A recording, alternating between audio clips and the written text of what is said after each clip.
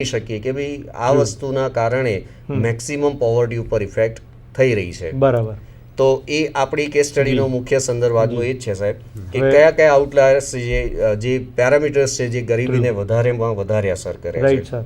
હવે power point presentation slide દ્વારા ફરી વખત ચૌહાણ સાહેબ પાસેથી આપણે જાણીએ કે આ કેસ સ્ટડી કઈ રીતે કરવામાં આવ્યો. ઠાકર સાહેબે જે વાત કરી તે અનુસાર સ્કોર બેઝ રેન્કિંગ SBR એણે 13 નિર્દેશકો આઈડેન્ટિફાઈ કર્યા, જેમાં છે પહેલું આઈ તરીકે આપણે અહીંયા જોઈ શકીએ છીએ કે average monthly income of BPL families, જેમાં I1 થી લઈને I6 સુધીના સ્ટેજીસ છે, જેમાં I1 છે એ 250 રૂપિયાથી ઓછી માસિક આવક છે તેવા લોકોની વાત છે. I2 છે તે 250 થી 499, I3 છે તે 500 થી 1499, I4 છે તે 1500 થી 2500ની વાત કરે છે અને I5 છે મોર દેન 25,000ની વાત છે, 2500 સોરી, અને I6 છે એ કેટેગરી છે નો રિસ્પોન્સીસની.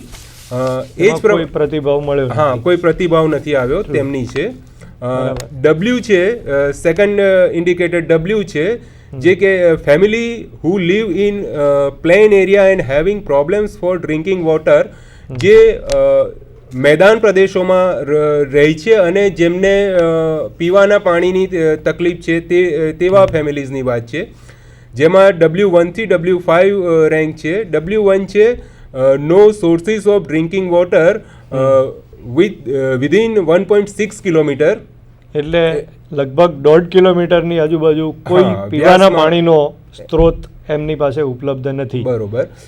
W2 છે તે 1 કિલોમીટરથી 1.5 કિલોમીટર સુધી જેમને પીવાના પાણીનો કોઈ સોર્સિસ નથી તેમની વાત છે. W3 છે તે source of drinking water at distance of 0.5 to 0.9 kilometre. W4 તે લેસ દેન 5 કિલોમીટર્સ, 5 કિલોમીટરથી જેમને ઓછા અંતરે પીવાનું પાણી પ્રાપ્ય છે તેવા, અને W5 જેમને ઘરમાં જ ઘરની આસપાસથી જ સુવિધા ઉપલબ્ધ છે તેવા કુટુંબો. એ જ પ્રમાણે એક બીજો નિર્દેશક HW આઈડેન્ટિફાઈ કર્યો, ડુંગરાળ પ્રદેશો માટેનો છે. હા, એ હિલી એરિયાઝ માટે. બસ એમાં HW1 કે જેમને 100 મીટરની ઊંચાઈ સુધીમાં જેમને અવેલેબલ છે પીવાનું પાણી. એ જ પ્રમાણે HW2 જે છે એ 50 થી 100 મીટરની રેન્કમાં જેમને મળી રહે છે તેવા ફેમિલીઝ છે. HW3 છે જેમને source of drinking water within 50 metre સુધી છે, અને એ જ પ્રમાણે HW4 પણ આઈડેન્ટિફાઈ કરેલો છે. આ જ રીતે આપણે બીજા ઇન્ડિકેટર્સ પણ જોઈ શકશો, જે છે L, જેને L1 થી L5 તરીકે આઈડેન્ટિફાઈ કર્યા છે, જે આપણે જોઈ શકીએ છીએ. એ જ પ્રમાણે H છે જે H1 થી H6 તરીકે આઈડેન્ટિફાઈ કર્યા છે. એ જ રીતે E છે જેમાં the literacy status of the people under BPL. બહુ જ અગત્યની વાત જણાઈ છે. આના વિશે આપણે 2 મિનિટ જોઈએ. વિદ્યાર્થી મિત્રો, આ સ્લાઇડ આપ ખાસ જોજો, કારણ કે ગરીબી રેખા નીચે જીવતા કુટુંબોની જ્યારે સંખ્યા નક્કી કરવાની થતી હોય છે ત્યારે લિટરસી એટલે કે અક્ષર જ્ઞાન જે છે, બેઝિક પ્રાથમિક શિક્ષણ છે, તેને પણ ધ્યાનમાં લેવામાં આવતું હોય છે. ઇલિટરેટ્સ એટલે કે જે નિરક્ષર છે સંપૂર્ણ, તેમની વાત કરવામાં આવી છે. પ્રાઇમરી અહીંયા વ્યાખ્યાયિત 5મા ધોરણ સુધી અભ્યાસ પ્રાપ્ત થયો હોય તેવા વ્યક્તિઓની વાત છે. સેકન્ડરી એટલે કે 10મું ધોરણ પાસ હોય તેની વાત છે. અને પછી આપણા જે કન્વેન્શનલ કોર્સિસ છે, ગ્રેજ્યુએટ, પોસ્ટ ગ્રેજ્યુએટ, અને એની પણ અહીંયા વાત કરવામાં આવી છે. એટલે શિક્ષણનો ગરીબી સાથેનો સંબંધ અથવા તો ગરીબીનો શિક્ષણ સાથેનો કોઈ ચોક્કસ સહસંબંધ હોવો જોઈએ. આના વિશે 1 મિનિટ આપણે ઠાકર સાહેબને પૂછીએ. ચોક્કસ sir, can there be or is there any correlation between education and poverty or poverty and education? So there is no direct relation between these two, Uh-huh. but once we can start to understand the thing in depth, so there are the huge relation that we can say કે એજ્યુકેશનની અસર ગરીબી પર ખૂબ જ આવે છે. જેમ કે આ આપણી કેસ સ્ટડી ચાલી રહી છે એ આંધ્રપ્રદેશ. અત્યારે એમ કહી શકીએ કે બેંગલુરુ ઓર the Hyderabad this are the IT herbs. But obvious એક સેન્ટર અત્યારે મેં હમણાં થોડા સમય પહેલાંની જ વાત કરું તો એક અભ્યાસમાં વાંચેલું છે કે મુંબઈ અને મહારાષ્ટ્ર, એટલે આઈ વોઝ શોક કે ભાઈ મુંબઈ અને મહારાષ્ટ્ર એટલે શું? તો મુંબઈ ઇટ ઇઝ સચ અ ડેવલપ્ડ સિટી, એક અત્યારે માન્ચેસ્ટર કહીએ છીએ આપણે, અને એક તરફ આખું મહારાષ્ટ્ર સર્વાઈવ કરે છે. એ જ પોઝિશન આપણી કેસ સ્ટડીમાં પણ જોવા મળે છે. એટલે જ્યાં એજ્યુકેશનનો સ્લોટ મેક્સિમમ ડેવલપ થયેલો હોય, સ્વાભાવિક છે કે જો એજ્યુકેટેડ વ્યક્તિ હશે તો પોતાની જવાબદારીઓ સમજશે, રાષ્ટ્ર પ્રત્યે પોતાની જવાબદારીઓ અદા કરશે, એને કમાવાની જે સમજૂતી છે, વૈશ્વિકીકરણના પ્રવાહમાં જીવન નિર્વાહ કરી શકશે પોતાનો. એટલે પોતાના ડેવલપમેન્ટ માટે ચાલવાનો જ છે, અને જે પોતાનું ડેવલપમેન્ટ કરશે તો but obvious the ratio of poverty will reduce. True, very true. Right. Next slide માટે ચૌહાણ સાહેબને વાત કરીએ. Thank you sir. એ જ પ્રમાણે ક્રાઇટેરિયા ઇન્ડિકેટર્સમાં આગળ જઈએ તો CL તરીકે આઈડેન્ટિફાઈ કર્યું છે average availability of normal wear clothing for BPL families. Right મિત્રો, આપણે બહુ જૂની આ વાત છે રોટી, કપડાં અને મકાન, એમાં આ કપડાની એટલે કે વસ્ત્ર ઉપલબ્ધ છે કે નહીં તેની અહીંયા વાત કરવામાં આવી રહી છે. સ્લાઇડ જોઈશું આપણે, જેમાં આપણે CL1 થી CL6 સ્ટેજીસ બતાવ્યા છે. એ જ પ્રમાણે F food availability for BPL families, જેને F1 થી લઈને F6 સુધી આપણે આઈડેન્ટિફાઈ કર્યા છે. અને જે છેલ્લો નિર્દેશક છે તે ML મીન્સ ઓફ લાઇવલીહુડ અથવા રોજગારી ક્યાંથી આવે છે તે, જેને આપણે ML1 થી લઈને ML6 સુધી વિવિધ. આ સ્લાઇડ આપણે સાહેબ ફરી વખત જોઈશું. આ સ્લાઇડ પ્લીઝ.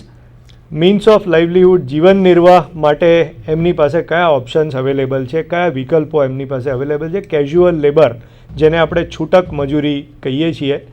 પછી વાત આવે છે સબસિસ્ટન્સ કલ્ટિવેશન, કોઈ ખેતીવાડી વિષયક એમને તક ઉપલબ્ધ છે કે કેમ, કે ખેત મજૂર પણ હોઈ શકે, નાની એવી જમીનમાં પોતાની જાતે પણ ખેતી કરતા હોઈ શકે. આર્ટિઝનનો પણ એક બહુ મોટો સાહેબ વર્ગ છે. આપ તો ગ્રામીણ અર્થશાસ્ત્રના નિષ્ણાત છો સાહેબ, એટલે આપને આ બાબતે વિશેષ ખ્યાલ હશે કે જે આર્ટિઝનનો ક્લાસ છે સાહેબ, એ સ્કિલ્ડ ગણવો, સેમી સ્કિલ્ડ ગણવો કે નોન સ્કિલ્ડ ગણવો, એ પણ એક બહુ મોટો પ્રશ્નાર્થ આપણા સમાજમાં છે. સંશોધકો માટે પણ આ એક સમસ્યા છે. એના પછી આપ જોશો સ્લાઇડની અંદર તો સેલરી ક્લાસ છે કે જે પગારદાર હોય, જેને પગાર પ્રાપ્ત થતો હોય. અધર અને નો રિસ્પોન્સ, એમાં પણ સાહેબ જસ્ટ કુતૂહલતાપૂર્વક હું આપને પૂછું છું કે એમાં પણ બહુ મોટો વર્ગ હશે. કારણ કે ભારતીય સમાજમાં જ્યાં ગાડી ગરીબી મોટાભાગે ગ્રામીણ પ્રદેશોની અંદર કેન્દ્રિત થયેલી છે, જી સર, ત્યાં ગાડી આ અધર્સમાં પણ ઘણી બધી કેટેગરીઝ આઈડેન્ટિફાઈ થઈ શકે. પણ કેમ કે અહીંયા ગાડી વધારે ચલ અથવા તો વધારે ઓપ્શન ન મૂકતા એને અધર્સમાં આપણે કમ્પાઇલ કર્યું છે. Right sir, right. હવે આપણે વિદ્યાર્થી મિત્રોને જે કેસ સ્ટડી નિષ્પન્ન થયો, આઉટકમ એનું આવ્યું, આ આપણે પ્રોસેસ અને ક્રાઇટેરિયાની વાત કરી, જેના આધારે કેસ સ્ટડી હાથ ધરવામાં આવ્યો. પણ વોટ ઇઝ ધી આઉટકમ, એના વિશે પણ બાકીના આ વ્યાખ્યાન શૃંખલાના સમયમાં આપણે વાત કરવા માગીએ છીએ. Sir, next slide please. એટલે આટલા જે નિર્દેશકો છે તે બતાવ્યા છે સ્ક્રીન પર, અને આ નિર્દેશકો કેવી રીતે આગળ વિશ્લેષણ પામશે તે આપણે ઠાકર સર જોડેથી જોઈશું. જરૂર. ખૂબ આભાર સાહેબ. we have entered these data sets. તમે જોઈ શકો છો, slide please. district name, these are the Srikakulam or what they were, the name of the district. It is very complicated to pronounce even. Visakhapatnam, East Godavari, West Godavari, Krishna, એક આખું એક Excel શીટમાં એનું presentation છે. After that we are going to use this application with the C-STAT. C-STAT એક software છે જે statistical એપ્લિકેશન્સને ખૂબ સારી રીતે ડિરાઈવ કરે છે અને મેક્સિમમ રિસર્ચર યુઝ કરે છે. એને લાઇસન્સ વર્ઝન અવેલેબલ છે. Even it is 30 days free trial is also available on net. તમે એને લઈ શકો છો. અહીંયા આગળ એની એપ્લિકેશન તમને બતાવેલી છે. ફરી વખત આપણે વિદ્યાર્થી મિત્રોને સોફ્ટવેરનો સ્પેલિંગ આપીએ. This is SY SYSTAT SYSTAT SYSTAT software. અને લેટેસ્ટ વર્ઝન એનું 13 અવેલેબલ છે. અચ્છા, version 13. 13 it's a That's best one. અત્યારે એમાં રિસેન્ટલી અપડેટ કરીને આ સોફ્ટવેર મુકાયેલું છે. અને ઘણી બધી એપ્લિકેશનો એમાં એવી છે કે જેને ટેસ્ટ કરવી જોઈએ. અને આપણે અત્યાર સુધી SPSS સમજીએ છીએ, it is no doubt of that કે ઇટ ઇઝ બેસ્ટ વન. અને આ એની કમ્પેરેટિવનું એક સ્ટેટમેન્ટ સ્ટેટિસ્ટિકલ સોફ્ટવેર કહી શકાય. So please slide please. આ તમે વર્ઝન જોઈ શકો છો, ઉપર ઇન્ડિકેટ કરેલું છે CSTAT. એની અંદરથી તમારે પહેલા ઓપ્શન આપવાનો છે. The second option may be it is visible. This is open. તમે ઓપન ક્લિક કરશો એટલે ડેટા ફાઇલ, કમાન્ડ અને આઉટપુટ. એમાં ડેટાને ક્લિક આપો. તમારી ફાઇલનો ઓપ્શન પૂછશે. એમાંથી તમારે સિલેક્ટ ફાઇલ આપવાની છે એક્સેલની, તમારી જે નામથી ફાઇલ તમે સેવ કરેલી છે મિત્રો. After that you have to go for the analyze. એનાલાઇઝની અંદર રિગ્રેશનમાં એપ્લિકેશન આપો. It will ask for you the options linear or least square. Least square application test કરશો એટલે તમને ઓપ્શન પૂછશે કે ભાઈ તમારા જે ડેટા સેટ છે એની અંદર તમારો વેરિયેબલ ડિપેન્ડન્ટ કયો છે અને ઇન્ડિપેન્ડન્ટ કયો છે. તમે BPL પહેલું જોઈ શકો છો, that is your dependent variable. અને rest I1 to ML5 or 6 that's are the independent variable. Once you have to go for the effect or estimation, બીજો ઓપ્શન મોડલ પછીનો હશે. ત્યાં તમે ક્લિક કરો તો તમને ઓપ્શન્સ પૂછશે. એમાં કમ્પ્લીટ અને સ્ટેપ વાઇઝ. આપણી મિત્રો આ એપ્લિકેશન સ્ટેપ વાઇઝ રિગ્રેશન માટેની છે.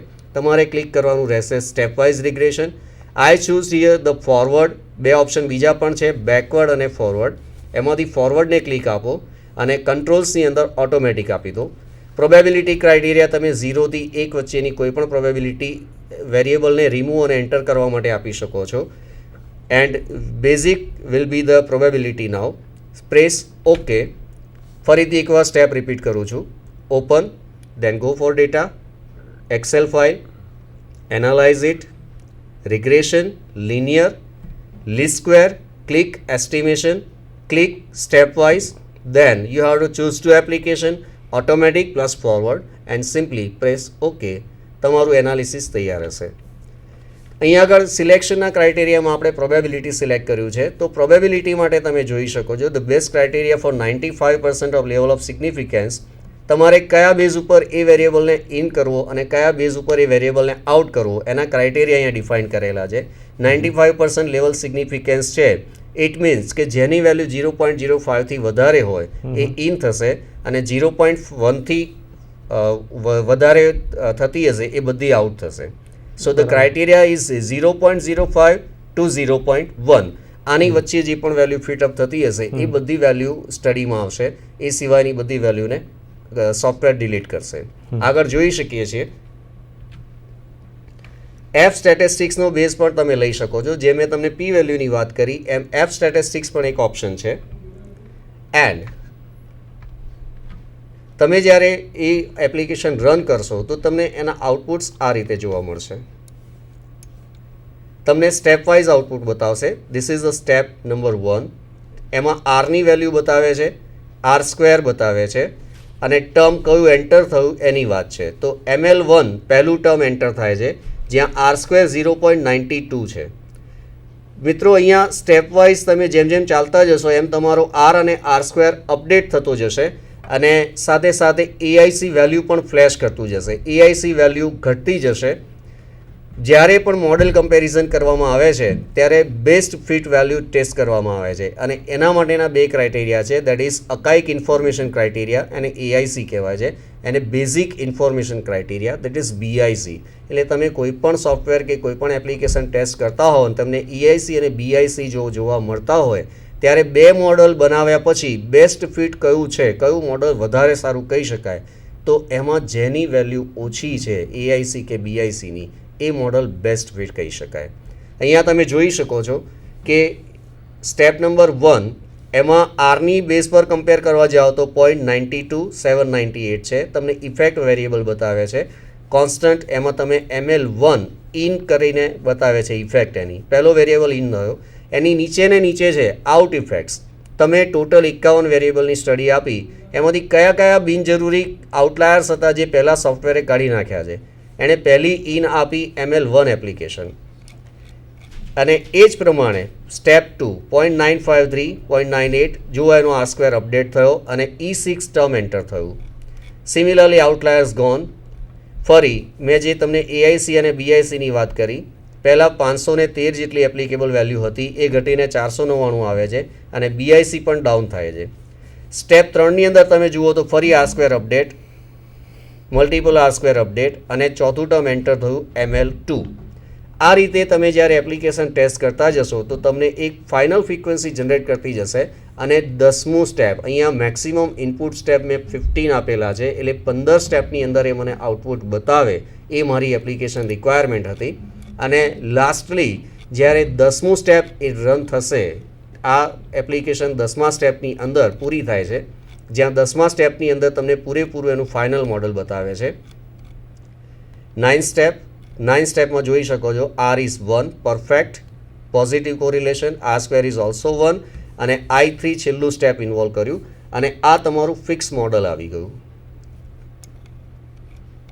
છેલ્લે એક એપ્લિકેશન અને આ તમારું 10મા સ્ટેપ ઉપર એનું ફાઇનલ મોડલ છે. સોફ્ટવેર તો મશીન બતાવે છે મિત્રો, પણ એને પ્રોપરલી રિપ્રેઝન્ટ કેવી રીતે કરવું, તો આ જે છે constant is hidden here. The fourth variable I3, L2, E3, E6 આપણે એને ઓલરેડી ડિસ્ક્રાઇબ કરી ચૂક્યા છીએ. I3 that is the third level of income, L2 that is the operational holding land, E3 and E6 are the education criterias. અહીંયા હું એક interpretation કરીને બતાવી શકું કે E6 is the education system. જે લોકોએ નો રિસ્પોન્સ આપ્યો છે એવા લોકોના કારણે મેઝરમેન્ટ એની ઇફેક્ટ બતાવે છે અને પ્રોપર અન્ડરસ્ટેન્ડિંગ નથી આવી શકતું કે ભાઈ એજ્યુકેશનલની જે નો રિસ્પોન્સ છે, but obvious this people are literate, એવું કહી શકાય કે રિસ્પોન્સ નથી આપ્યો, may be they are highly qualified or may be they are totally illiterate, એવું કહી શકાય. તો એની ઇફેક્ટને મેજર કરવા જાઓ તો પ્રોબેબિલિટી ઉપર એની મેક્સિમમ ઇફેક્ટ છે. And let we have the final model output. તમે એનું ફાઇનલ મોડલ જોઈ શકો છો.